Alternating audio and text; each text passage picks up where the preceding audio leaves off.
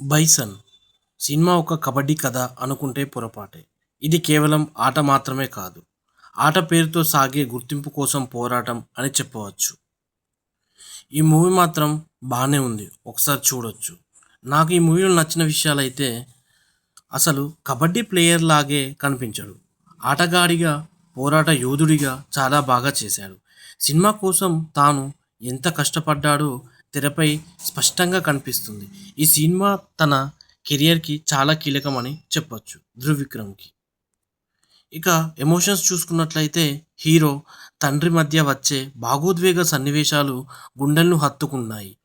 పశుపతి నటన చాలా సహజంగా ఉంది. కొన్ని చోట్ల వచ్చే సామాజిక కోణాలు ఆలోచించజేస్తాయి. కబడ్డీ ఆట దృశ్యాలు చాలా రియలిస్టిక్‌గా, ఇంట్రెస్టింగ్‌గా సాగాయని మనం చెప్పుకోవచ్చు. గ్రౌండ్‌లోనే ఉన్న ఫీలింగ్ వచ్చింది నాకైతే. ఇక ఈ మూవీ యొక్క మైనస్ పాయింట్స్ అయితే నాకేమనిపించిందంటే, సినిమా కొంచెం సాగదీసినట్టు అనిపించింది. మధ్యలో కొన్ని సన్నివేశాలు కత్తిరించి ఉంటే ఇంకా చాలా బెటర్‌గా ఉండేది అని చెప్పొచ్చు. దాదాపు 3 గంటలు 3 గంటల పాటు ఈ మూవీ ఉంది. ఇక ఇంకొక మైనస్ పాయింట్ అయితే నాకేమనిపించిందంటే తెలుగు డబ్బింగ్.